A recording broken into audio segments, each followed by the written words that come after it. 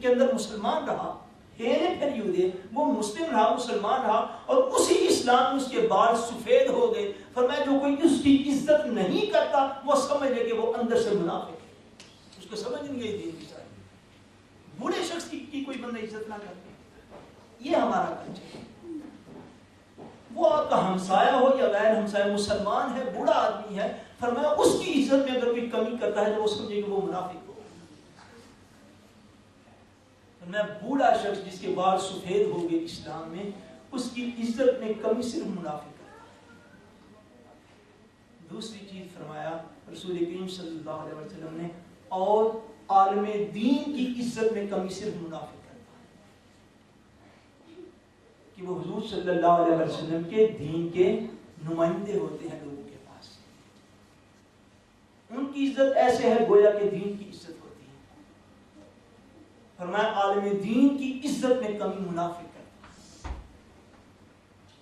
اب آپ تھوڑا سا آپ جائزہ لے لیں، ہلکا پھلکا سا، میں زیادہ تفصیل میں نہیں جاؤں گا، ٹائم بھی ہونے والا ہے. وہ یہ ہے کہ ہماری شادیوں کے موقع پر، ہماری کل خانیوں کے موقع پر، یہ امت کی بدقسمتی ہے. میں نے آپ کو لاسٹ سنڈے کو عرض کیا تھا، مجھے کئی ایسی جگہ پہ اتفاق ہوتے جہاں پہ لوگ، کیونکہ میرا فیلڈ ایک ایسا لوگ پرسنلی طور پر جانتے نہیں ہوتے، تو جب لوگ کھل کے باتیں کرتے ہیں تو میں نے ان سے بہت کچھ سیکھا ہوا ہے جو آپ کو عرض کرتا رہتا ہوں. جب ایک بندے کا پتہ ہے نا، یہ ہمارا کردار ہے نا، یہ ہمارا کردار ہے. جب ایک بندہ ہمارے پاس جب موجود ہوتا ہے اس وقت ہم اس کے، یہ بھی منافقت کا اکرام ہوتا ہے، اس کی عزت میں آسمان و زمین کے قابل جاتے. دل کیا تو اس کو بندوں کی صفت سے ہی خارج کر کے کچھ کا کچھ بنا دے. ایسے ہوتا ہے.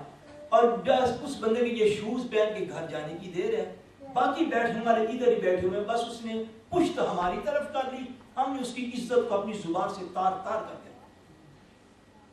یہ ہمارا کردار ہے. یہ جو ہے نا اس کے سامنے اس کی عزت کرنا. یاد رکھیے گا عزت اور تعریف وہ ہے جو کسی کی پشت پیچھے کی جائے. منہ کے اوپر خوشامد ہوتی ہے، اور خوشامد کا بھی ہمارے دین کے اندر کوئی رول نہیں ہے. ناپسند کیا اللہ اور اللہ کے رسول کو، منہ کے اوپر خوشامد ہے. سر آپ ایسے ہیں جناب، آپ ایسے ہیں، آپ تھوڑا پیچھے ہو جائیں تو آپ ایسے کی بجائے ویسے ہو جاتے ہیں، بلکہ جیسے تیسے ہو جاتے ہیں.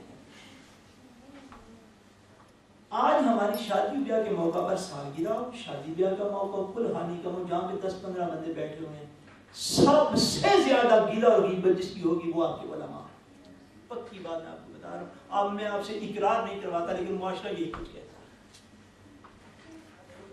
اور رسول کریم صلی اللہ علیہ وسلم ارشاد فرماتے ہیں کہ وہ شخص جو ان لوگوں کی جن کا حضور نے بیان فرمایا ان کی عزت میں کمی کرے، رسول پاک فرماتے ہیں وہ سمجھے گویا کہ وہ منافق ہو گیا.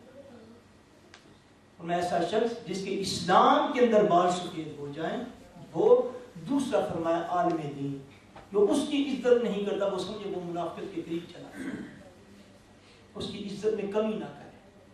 یہ علم دین سیکھنے کے آداب ہے. جہاں سے سیکھو وہاں کی رسپیکٹ بھی کرو.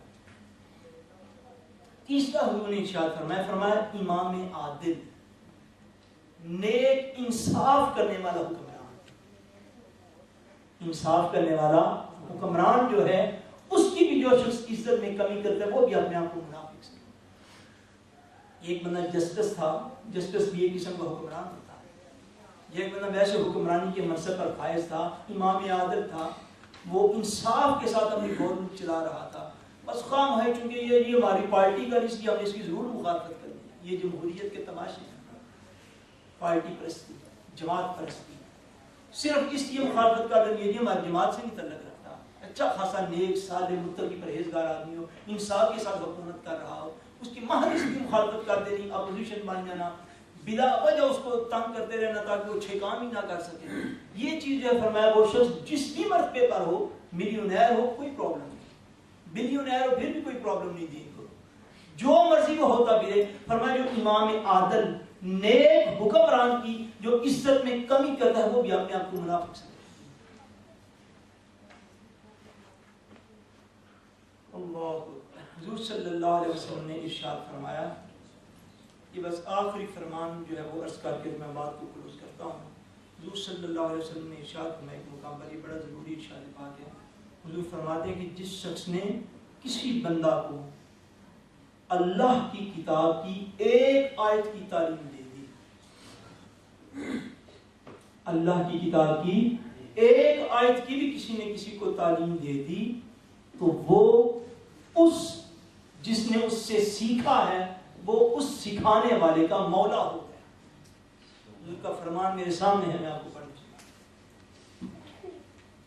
حضور نے فرمایا اس کا مولا ہو گیا، یعنی اس کا آقا ہو گیا، اس کا استاد ہو گیا، جس نے کوئی ایک بھی آیت کسی سے سیکھ لی قرآن مجید کی۔ فرمایا وہ اس کا مولا ہو گیا۔ وہ سیکھنے والا کیا کرے؟ فرمایا وہ جس سے اس نے قرآن مجید کو سیکھا ہے وہ اس کو نامراد نہ کرے، یعنی کبھی کام پڑ جائے تو گلی میں دیکھ کے بھاگ نہ جائے، وہ فون کر لے تو بند نہ کر لے، میلنگ بھیج دے تو یہ کبھی واپس سوال پھر کے نہ کرے، نامراد نہ کرے۔ فرمایا جس سے اس نے کتاب اللہ کی آیت سیکھے اس کو نامراد نہ کرے، اور فرمایا نہ ہی اپنے آپ کو اس کے اوپر ترجیح دے، نہ ہی اپنے آپ کو اس کے اوپر ترجیح دے۔ آپ یوں سمجھے کہ بندہ سیکھنے والا بعض اوقات سکھانے والے سے کہیں آگے بڑھ جاتا ہے، ایسا ہوتا ہے کہ نہیں؟ بہت سے شاگرد اپنے اساتذہ سے علمی مقام میں آگے چلے جاتے ہیں، لیکن وہ آگے جانے کے باوجود اس کا تو پھر بھی شاگرد رہتا ہے۔ فرمایا اپنے آپ کو پھر بھی اس کے اوپر ترجیح نہ دے، اس کو ہمیشہ اچھے الفاظ سے یاد کرے۔ کیوں؟ کہ اس نے اس شخص سے اللہ کے قرآن کی ایک آیت جو سیکھ لی۔ کتنی آیتیں میں بول رہا ہوں؟ حضور کا فرمان کتنی آیتیں؟ ایک ہی آیت فرمائے بے شک سیکھی ہو، ایک ہی آیت سیکھی ہے۔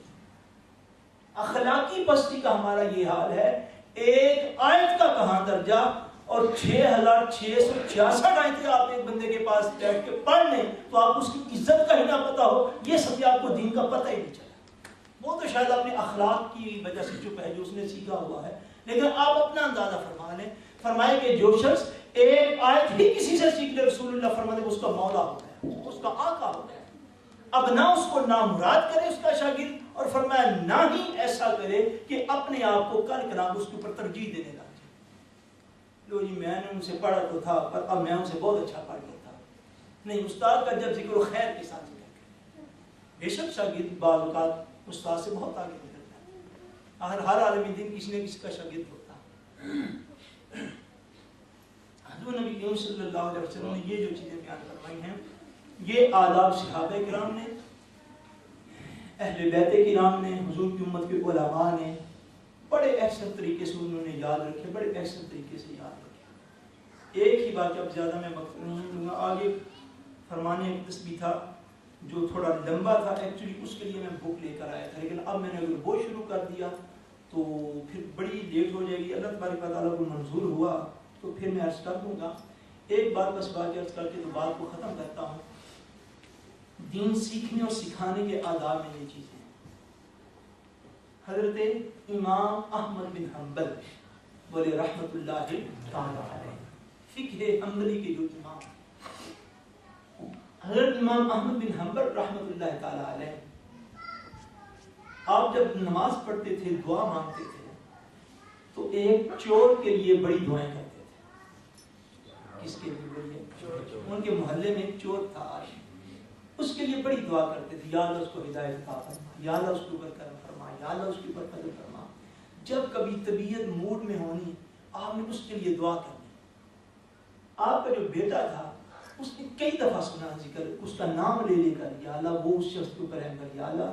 حالانکہ بالعموم نام لے کر دعا کی نہیں جاتی، یاد رکھیے، نام لے کر دعا کی نہیں جاتی، دعا مجموعی طور پر کی جاتی ہے تاکہ زیادہ سے زیادہ لوگ اس کے اندر شامل ہو سکیں۔ اگر ہم نے نام لے کر دی پھر تو اس کے لیے محدود کر دیا تھا۔ جب طبیعت بڑے وجد میں ہوتی ہے نا تو حضرت امام احمد بن حنبل پھر اس کا نام لے کر دعا کر، یاد اس کو پر رحم کر، وہ جو بیٹا اس کو پتا تھا یہ تو ہمارے محلے کا چور ہے۔ حضرت امام احمد بن حنبل علیہ الرحمۃ سے ایک دن ان کے بیٹے نے پوچھ لیا کہ ابا جان آپ کبھی کبھی بڑے جب ذوق میں ہوتے ہیں تو اس چور کا نام لے کر آپ دعائیں کرتے ہیں، آخر اس کی وجہ کیا؟